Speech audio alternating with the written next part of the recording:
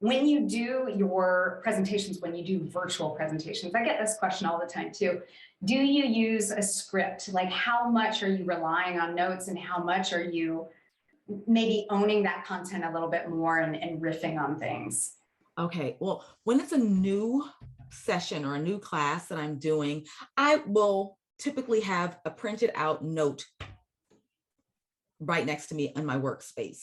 Mhm. But I use it as a guide. The idea is that I want to use it as a guide and trust that I've done the pre-work of knowing my key teaching points so that Mhm. I can really just speak to whoever my audience and participants are, engage with them in this virtual space by looking at the camera without feeling like I have to be so rigid in the Mhm. content that I am presenting.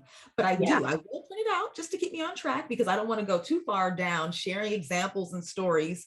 Just to keep everything organized, I will keep some notes close by.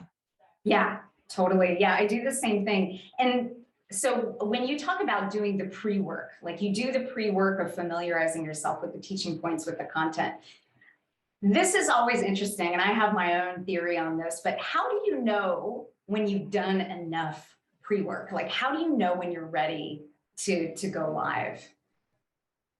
I definitely feel like I'm ready when I've said it enough times aloud, like I'm not practicing in my head, but I'm literally saying it aloud, and I Mhm. can leave the script, if you will, go do something else at home, at the house. So maybe I'm washing dishes, for lack of a better example, right now, and I can hear certain phrases, key phrases, and stories playing in my head the way that I plan to say them.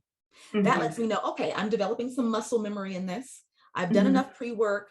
Now let's free myself up to change exactly how I tell that story each time. So it's not like a line by line verbatim, I must say it like this, but I Yeah. know the fullness of what I want to say so that it can remain conversational for this audience.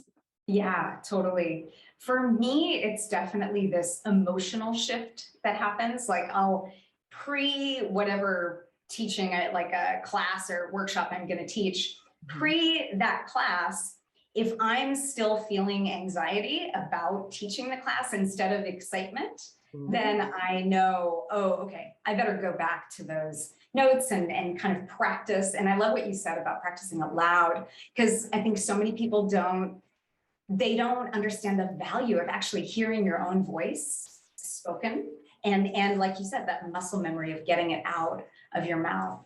And I know if I haven't done that enough, I feel anxious, but then one day after practicing so much, I'll just turn a corner and all of a sudden I'm like, okay, I'm excited now, I can't wait to teach these people. And it's literally that shift. Does that happen for you too?